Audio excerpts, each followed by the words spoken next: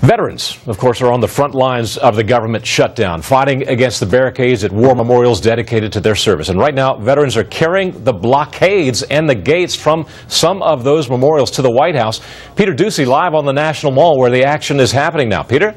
And Doug, right now, a lot of the protesters who started their day here at the World War II Memorial are up 17th Street outside the White House, basically making everyone in D.C. who will listen or who is just passing by aware about how upset they are with the way that veterans have been treated during the government shutdown. Now, everything started out this morning, pre-dawn, the crowd started gathering, and before any of the speeches and any of the chants and the songs started this morning, we did see the organizers lead a charge, tearing down, breaking apart, and then taking down the metal barricades that surrounded the entire World War II memorial. They then laid them in a heap over on a grassy area just to the side of the memorial, and that allowed several hundred people to go into the World War II memorial, which is technically closed. The police were not really having a huge presence here this morning, and they just let everybody right in. We saw in the distance a similar scene on the steps of the Lincoln Memorial this morning. We saw some folks basically just creating a big nuisance for the park police and park rangers as they tried to set up some barricades there. And there is a reason that they are doing all of this. Listen here. Yeah, this is just wrong, like Ted said. These are open air memorials, very little cost, if any, to the federal government, and these are for our honored war dead, and we're just not going to stand by and let this happen.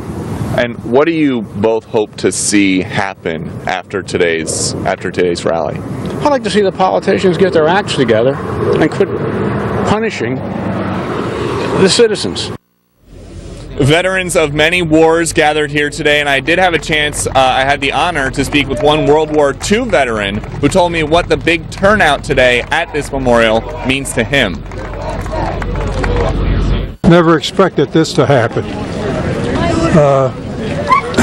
Never expected to see the government shut down, and I am thrilled by the spirit that I see in these veterans here. They're remarkable. And there was a nice moment earlier this morning as an honor flight arrived at this memorial, which is technically closed. And even though it is closed, a park ranger greeted each and every one of the World War II vets on the bus from that honor flight, and he shook their hand and said, "Welcome to your memorial." Everything has been peaceful for the most part. I should point out that there's a bit of a ruckus off camera right now. Someone is being arrested.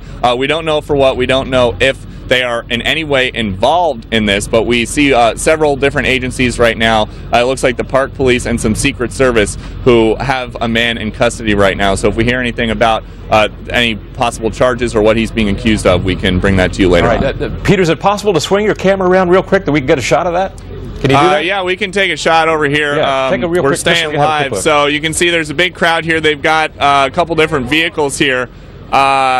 And he appears to be in, Kristen, is he in a police car now?